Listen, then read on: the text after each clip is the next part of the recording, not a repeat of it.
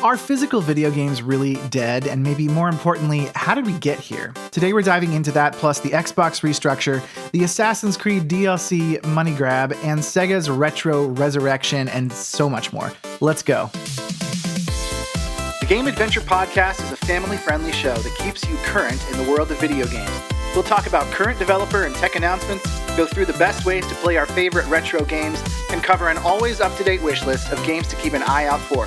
We're doing it every week and always in under an hour, so let's go.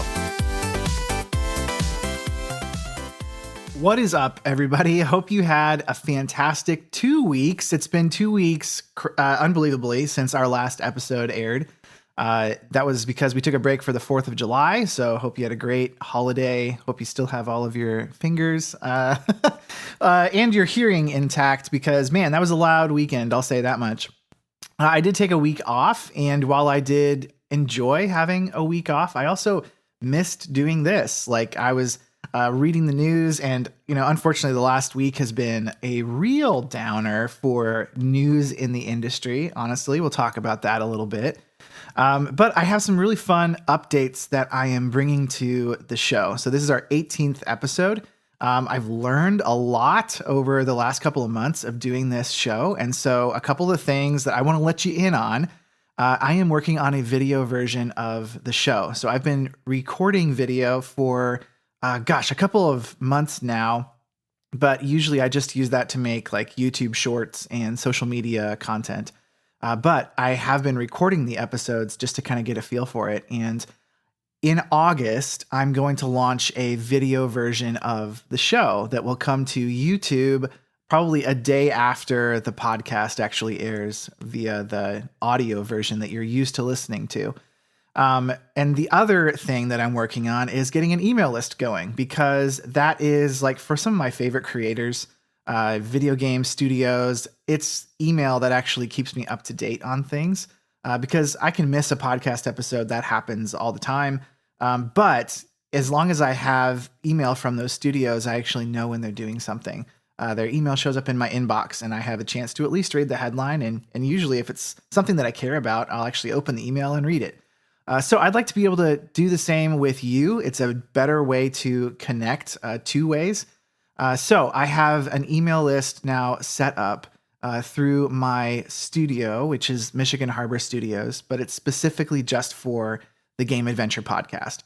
So you can go to thegameadventure.com, and right there is a sign up for the email list. It just requires your first name and your email address.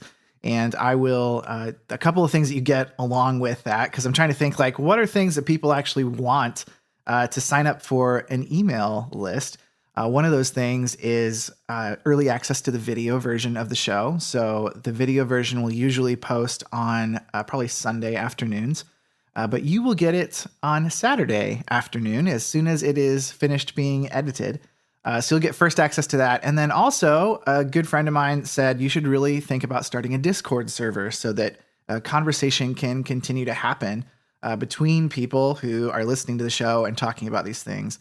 And so I do have plans to start a Discord server this fall, and that will be exclusively available to people on the email list. That's just the easiest way to get that access to specific people and not just to the whole world via a public link. So those are things that are coming down the road for the show. I'm super excited for them, and I hope you are too. I hope this is something that continues to serve you well, something that you enjoy. And with that, let's get into the industry news for this week. So I won't lie to you, this week has been absolutely brutal in the video games industry. And there are a lot of people specifically who are associated with Xbox who are out of a job. And that really stinks. Like there's no way around that. It's been really a brutal week for the industry. So Microsoft this really doesn't come as a huge surprise, but I think the scale of it is very surprising, especially after all these games were announced, a month ago. The numbers are incredible. 3,200 people laid off across the Xbox brand. So this is across many different studios.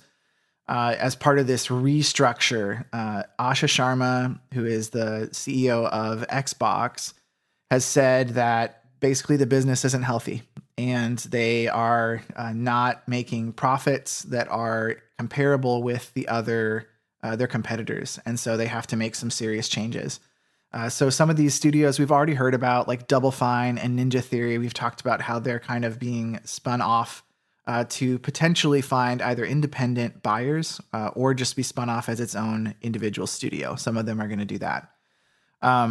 But as a part of that, because they're losing this massive funding of Xbox brand behind them, they're letting people go. So Double Fine lost about 25 people, which is about a third of their staff. Ninja Theory lost about 40% of their people, which is 45 people. And these aren't just like, I think Asha Sharma did say, oh, well, there's too many layers of management in so many of these brands. And a lot of these cuts were layers in management, which potentially is a good thing if it lets them run a little leaner and more profitably and getting games done quicker because there's fewer levels of approval. However, some of those studios have also pushed back and said, it's not just management. We're losing a lot of artists and developers and people who are central to the work that we're doing here. I think by far the worst was id Software, which was or ID Software, was just announced, I think, yesterday on Friday.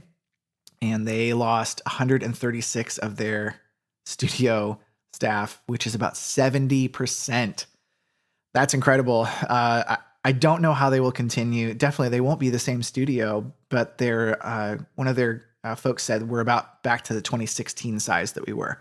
So that's rough, losing a decade of growth and progress in your studio.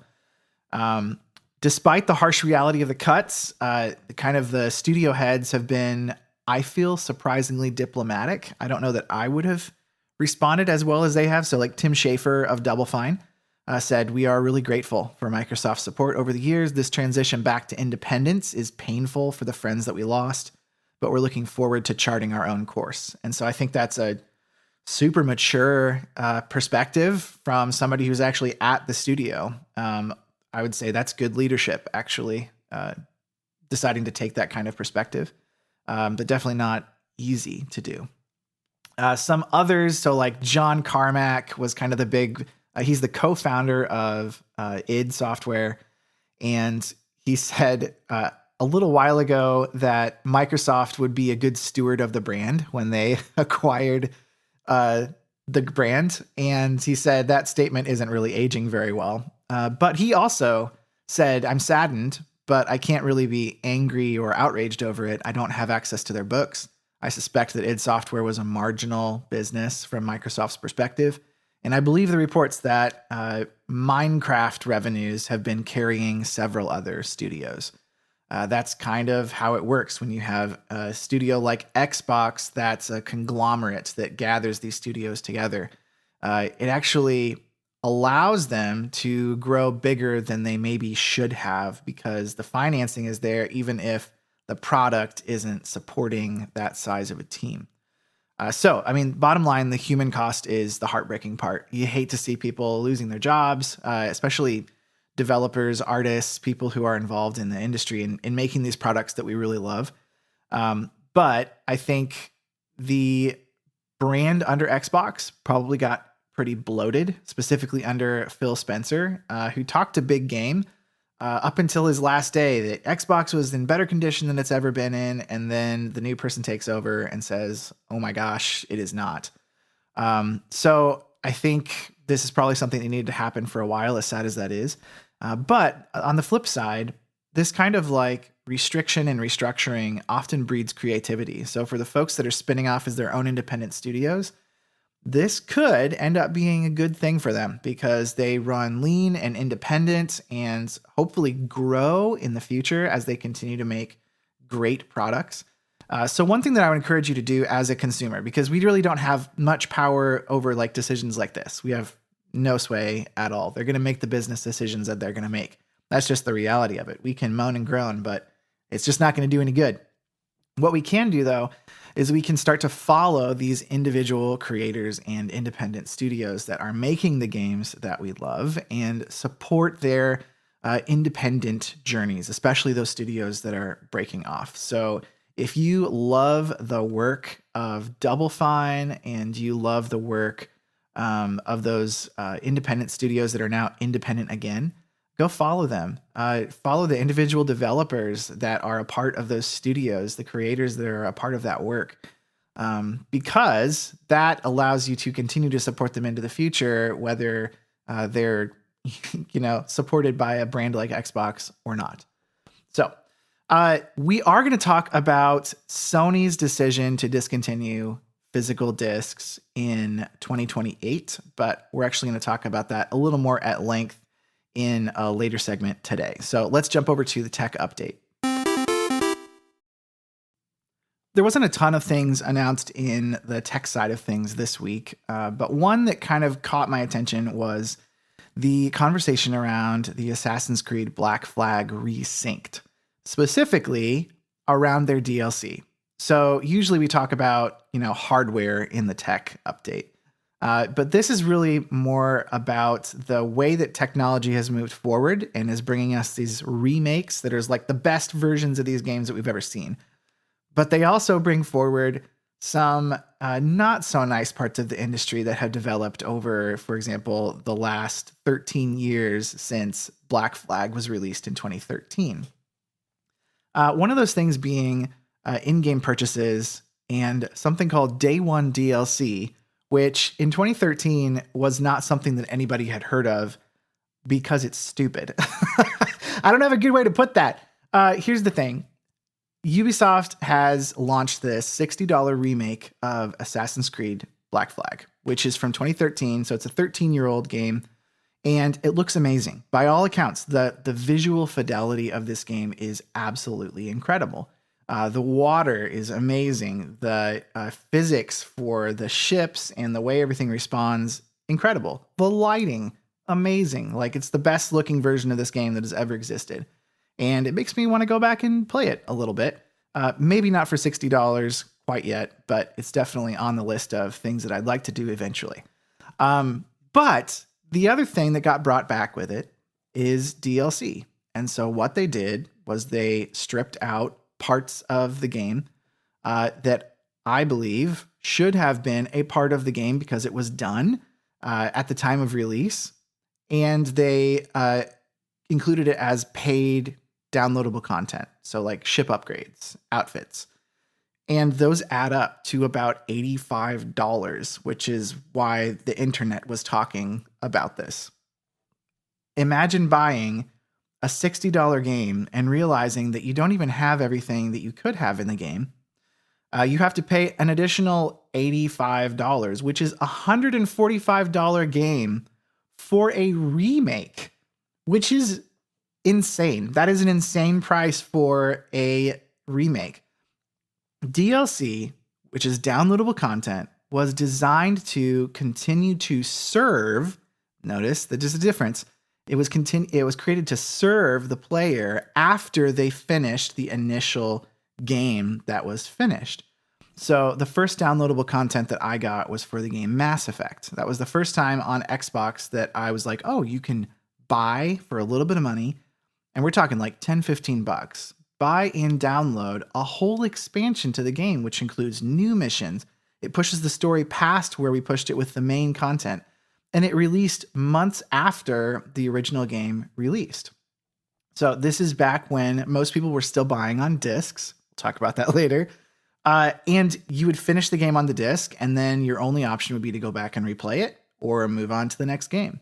And so downloadable content was content that was created by the developer to serve their players who had already purchased the core game and said, oh, hey, it's been a month or two or more. Here's some additional missions so that you can continue to enjoy the game. Maybe on your second time playthrough and you want to play something new, here's some additional stuff. It was built to serve the player.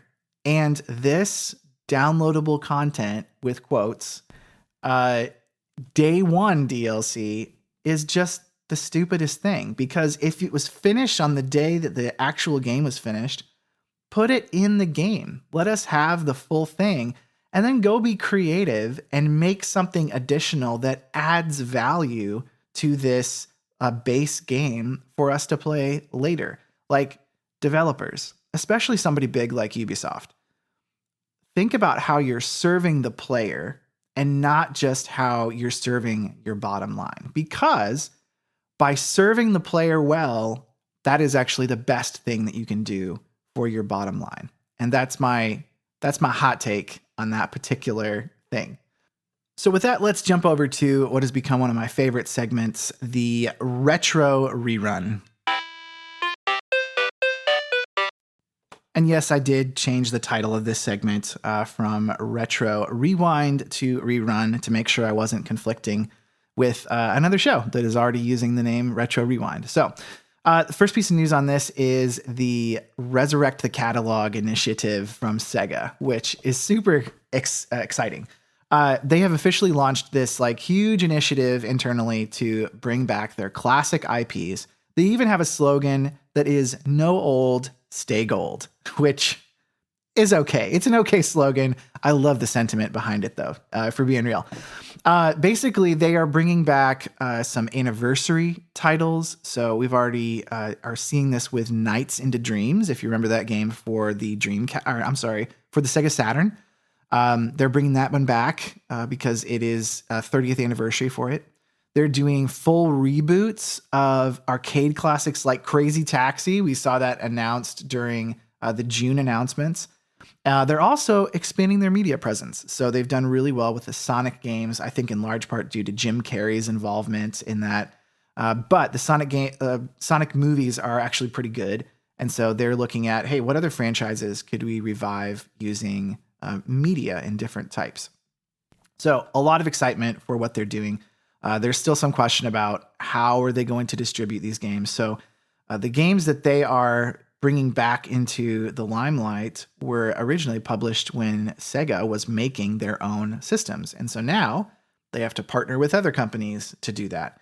And it looks like they're doing that flawlessly. Like they're working with these different consoles. So no matter what console you're on, you're going to benefit from this initiative to bring back these games, both in the way of anniversary re-releases and like remakes entirely with the new Crazy Taxi game. Sega created some of the best like family-friendly couch games in their day. And so I think using this as a way to keep their IPs alive is a really great move, and I'm excited to see more of it. This is what we're talking about when we talk about game preservation, is not just saving the original, but also bringing it into the modern day so that like I can share the things that I played during my childhood with my kids. Another way that a company is doing that is Nintendo has this Nintendo Switch Online catalog, which includes Game Boy games. And there are some whispers in the far reaches of the internet saying they're talking about bringing DS games to that as well, which makes a lot of sense because you have a touch screen on your Switch. Specifically, the Switch 2 screen is quite large, so you could actually use quite a good portion of that, even vertically, if you were going to play DS games. However, the news this week was that they are dropping some more Game Boy games on there, which is always exciting to see. Sword of Hope, Fortified Zone for Game Boy, Wario Land, Super Mario Land 3 is a part of that drop, which is exciting. Dr. Mario and Puzzle League, the combo pack for Game Boy Advance, was another one that came to that service. So that's exciting. I'm really thrilled that Nintendo continues to bolster this like retro library. So these are the things that Nintendo fans are talking about, while Xbox and PlayStation fans are like mourning the loss of their media and studios, which is why it's been such a bad week. I think the ultimate move for Nintendo here would be to release these games as a separate purchase available to you, and also as the subscription model. So this is something I really like about Xbox's Game Pass, is that they give these games to you via the subscription, but they also allow you to purchase those games for a discounted rate. So I think Nintendo would actually benefit from doing that. Look at the success that they had with the Pokemon games that they released via like their own standalone release instead of putting them on the subscription. I think the better move would have probably been to put them on the subscription and offer them for download and purchase as well. And shoot, if you want to throw in some like collectible cases and cartridges, Nintendo, you can basically print your own money here. Like, we will buy remakes of the Game Boy cartridges of our favorite games, people like me, that includes like a download code to actually have the game on my Switch. That would be the best of both worlds. And so if you want to take that, you go right ahead. And if people from Nintendo are listening to this podcast, mission accomplished. I don't need to do anything else in the video game space ever. That would be amazing. So if you know somebody at Nintendo, shoot them a link, give them this idea. It's free. You can have it. You do what you will with it. That is pretty much it for the retro scene for this week. So let's jump over to talking about why the death of physical video games on Sony's next console in a year and a half might not be the end of the world. So up until now, this segment hasn't really had its own title, and I'm calling it Dan's Cutscene Soapbox.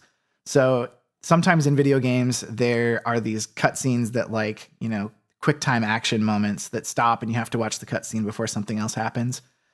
In a soapbox is the idea that you're going to get up on your box, which the idea is I'm going to get up in the public square and I'm going to share my thoughts and I'm going to tell you what I think. And so this is my moment to do that, to stop the regular flow of news and talk about something a little more in depth that I've done some thinking about. And this is my opinion. You can disagree with me. In fact, I'd love to hear if you disagree with me and we can share some thoughts. Hey, maybe you'll change my mind. But this week we're talking about this announcement that Sony made on earlier this week that they're going to stop producing physical game discs in January of 2028. So that's about a year and a half away. And the internet, especially the podcast hosts in places like San Francisco, completely lost their minds. I also had friends who were very upset about this because they're super big into physical media. They want physical discs. And this is like for them, movies, games, music, they want to have the physical, tangible thing. And I understand their feelings more than I understand the arguments that are being put forth from like a business perspective. So I want to talk through some of those. First, let's talk about what I would refer to as the rural gamer argument. This is the one that kept popping up on the podcasts that were discussing this, like the industry insiders that were talking about this. They said, what about people out in the country that don't have fast internet?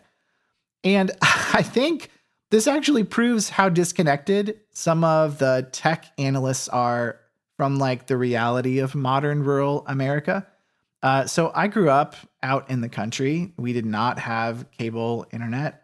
We started out with dial-up internet, like I guess the rest of the world, that was excessively slow. But things have changed. So most people living way out in the country, even people who live very remotely, are using things like satellite internet, things like Starlink, which honestly in the past has been even faster than what I got living in town. So I just don't think that the reality for rural America is that they're stuck out in the boondocks with slow internet and an accent to boot. I just don't think that's the case. Years ago, Netflix ditched physical DVDs for streaming, and they made that call because you can't really base like the future of your global business on 1% of the population that is actually buying your service. That was the case with Netflix. They eventually did away with discs as their streaming service kind of booted up. And now digital has been going for a long time. And the majority of people have figured out a way to do that still.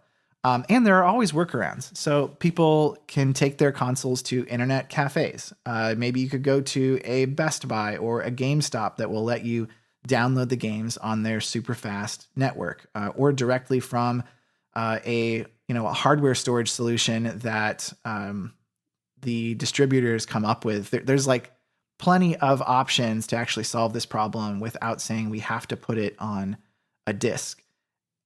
And to add to that, discs aren't the end all be all of storage. So they're a great thing, but they don't last forever. They have a limit to how long they'll last. But here's the real truth that I think most gamers don't want to admit. The consumer is actually who made this choice. And we've been making this choice over the course of years. We can't really complain about Sony killing discs when Sony's own data shows us that 85% of PlayStation 5 owners are already buying their games digitally right now. I'll use myself as an example. I run an all-digital Xbox Series S, and even when I had a disc drive like 10 plus years ago, the convenience of being able to just click a button and have your game on the hard drive of the console started to win out. Like, I was so lazy, I didn't want to get off my couch to change the disc out, and I can just buy it digitally, and they're all there on my machine. This is amazing. What Sony is doing is they're looking at not only the percentage, 85 to 15%, but they're also looking at the trends.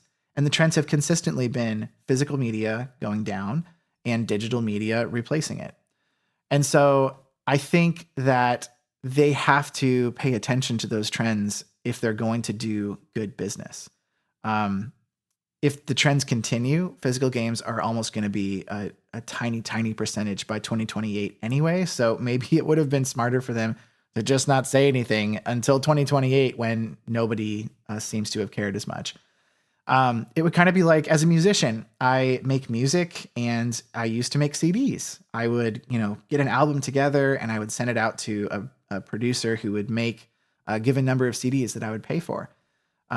But if a musician did that today, like, I have a shelf full of CDs in my office that I never sold because I had the physical inventory, but people just streamed my music. And so why would they buy a CD from me other than like my family who wants to support me, which maybe that's the place for physical media, is like a keepsake item. The people who really want to support you can buy a physical copy just to have, even if they're not going to use it. Like, the people that have my CDs are not listening to the CDs anymore. They might be listening to my music on Spotify, but they're not listening to it via the CD. So the next financial argument that I hear, not on the side, like, I think that the business has to make a decision for the business, and looking at the trends and the amount it costs to have and make discs and hold them in inventory for people to maybe buy 15% of the time, and the decreasing percentage of people that are actually doing that, I think it makes sense from a business perspective. Now, the other financial argument is the people that say, but I save so much money buying used games, right? My question would be, do you really? Let's just be honest for a minute about GameStop. I have shared that they have changed in recent years, and I no longer enjoy going into at least our local store. But for years, they have bought games from people like you and me who trade in their games, and they get pennies on the dollar for their games, and then they sell them used for like $5 less than a brand new copy. I don't know if you've been in to look at used games in a GameStop recently, but you're not saving a lot of money, and they are making bank based on what they actually give you for those titles. I have honestly saved vastly more money taking advantage of the 75% off like digital sales on the Xbox storefront than I ever saved buying used games at GameStop, or frankly, even on eBay, because eBay responds pretty quickly actually to what the pricing market is like, especially when you list a game on eBay. It tells you, here's our recommended price for it. That price is actually built to reflect what people can get it for through services like, used on Amazon, used through GameStop. So I just really don't think that the argument, people are saving so much money on used games is really that good of an argument. I just don't think it really holds that much sway. The last argument would be for the library argument. So, people who can't afford to buy the video game can go get it at the library. And that's one of those things that feels almost like the weird examples that politicians bring up in their arguments. That's like the weird one-off story that proves their point. And so it's the story that they tell with, somebody with a name, like a generic name like John, my friend John the plumber. That is what this argument feels like to me. So we're talking about the PlayStation 6 era here. If a family can afford a potentially $1,000 PS6 console, the idea that they don't have enough to buy a library of games doesn't really add up. Why would you spend $1,000 on a console that you couldn't afford the games for? I don't know that really is the people that PlayStation is really trying to make available to. So, I mean, there's an argument here. Well, has gaming gotten too expensive? Potentially. Yeah. And I think that like streaming games via online services is going to probably really pick up as internet speeds increase and the hardware prices increase. It becomes more of a deterrent. But that's not a physical media problem. That's a much, much bigger problem than that. And here's the thing, for libraries, you can rent something digital like an audiobook. They figured out a whole system like that as people started to move away from CDs for audiobooks, like the 10-disc audiobook that you had to get. People don't have CD players anymore, and so they do it digitally. And so the publishers have worked with libraries to make available rentable ebooks and audiobooks that you can get through your library card. There's no reason that they couldn't do the same thing with the game industry. So I'm not saying I don't care about the people who can't afford to buy games. I'm saying there will always be other options for those, just like the same thing that happened with music many years before. The only argument that really makes sense to me is people who are upset about game preservation. And yeah, I think there is something to that. Like there is something that we want to be able to preserve about these games. But to preserve a game, you have to also preserve the hardware and the cartridge and the disc.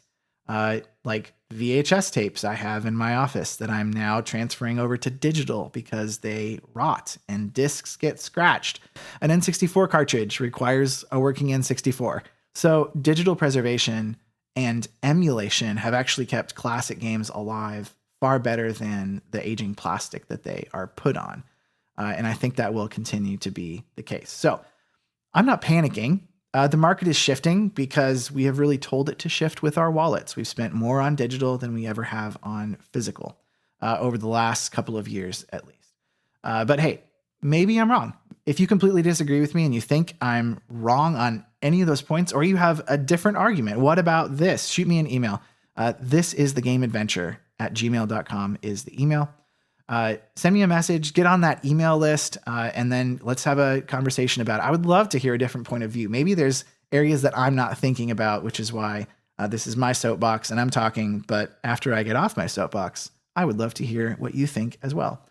So let's have that conversation offline, and maybe we can even bring it onto the podcast. But for now, let's jump over to the game list.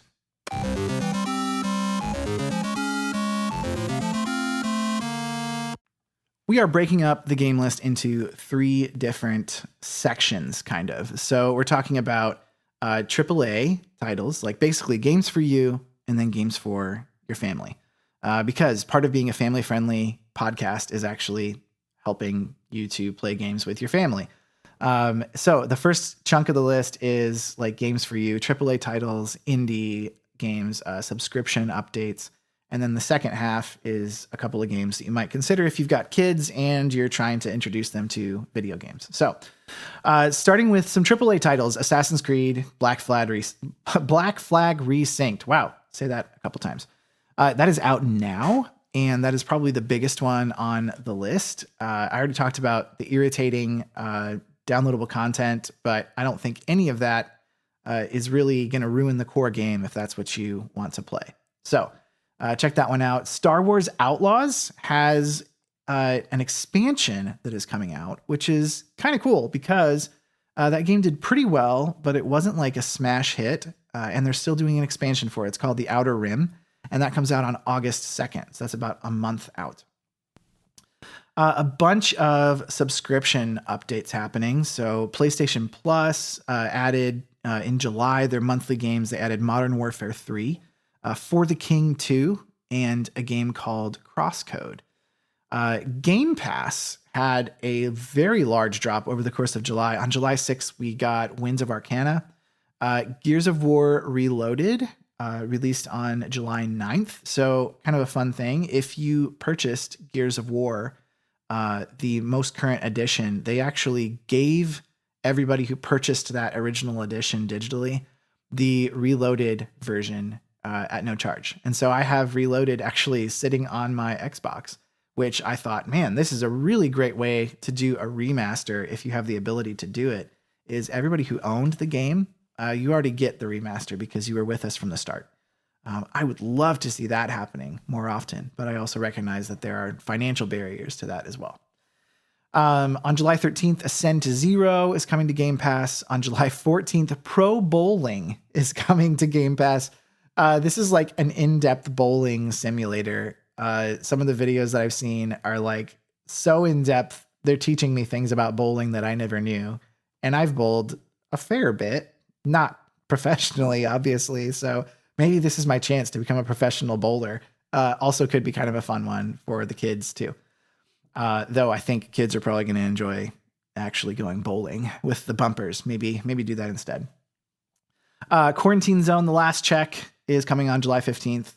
Mavericks by Matt Jones, which is an open world like multiplayer game. And then a few others on July 17th. Fix Force and Fog Piercer are coming. On Nintendo Switch Online, we already talked about the Game Boy titles that are coming out, and the one Game Boy Advance, Dr. Mario and Puzzle League. So that's exciting. And then a couple of fun family games that are worth mentioning, I think. There's a game called Stuffed, which is, and I quote, a teddy bear shooter, where you defend your owner from their own nightmares. This is one I might have to take a look at. It is free to play this weekend on Xbox Free Play Days. So through tomorrow, Sunday the 12th, it is free. And then it's only $12. And so we'll see. I'll have to play this game and see. I'll let you know next week whether it's good for kids or whether it's just like pure horror game wrapped up in teddy bears. I don't know yet. Xbox Game Pass also has a game called The Planet Crafter, which I think has great like family game strategy potential. And then one that's coming a little later in, these are both coming out on July 21st, is Tony Hawk's Pro Skater 1 and 2. So if you played that as a kid, it is coming back, the remastered version of it. I was just talking to my friend Taylor the other day, and he said that he's loving Pro Skater. It's those games were so much fun, and they're also great for kids. So if you want to get your kids into skateboarding, this game is a way to do that with fewer broken bones and injuries. So, MLB The Show is also, free play days through this weekend. So if you've never played, The Show 26, check that out this weekend. And then finally, Mario Kart World Open is coming on July 18th and 19th. There is an event code that you can get on Nintendo's website. It is 1239, and you can find all the details over on Nintendo.com. And it's got, basically it's a championship type thing where you can participate in it and you get like participation rewards too. So even if you're not amazing at Mario Kart, you still get something for trying it out. So this is going to be a worldwide competition kind of thing. I might have to jump in just for fun, even though I'm nowhere near the level of some of the folks I see playing this game online. Absolutely ridiculous skills involved in this game. So that about wraps it up for today's show. Thank you so much for hanging out with me. And again, if you disagree with my take on physical games, or you just want to talk about what you're playing this weekend, you can head over to thegameadventure.com and join that free email list. That is the easiest way to be in like regular touch with me. You can also email me directly at thisisthegameadventure@gmail.com. And then again, with that email list, when you sign up, you're going to get early access to the video edition of the podcast, plus an exclusive invite a little later in the fall to our private Discord server where the conversation will keep going around some of these topics. And again, I feel like I have to say with the physical disc thing, this has hit a lot of people right in the nostalgia, and it's become a very like emotional issue for people. And I understand that. And like my friend Taylor and I like really disagree on this. I don't think it's a big deal, and it's a really big deal for him. He's like, this is the last PlayStation I'll own if they don't go back to physical discs. And I'm like, I really don't think it matters that much. And we're still friends, so that's okay. You can disagree with me. That being said, I hope you have a fabulous week this week, and I will see you next week, same time, same place.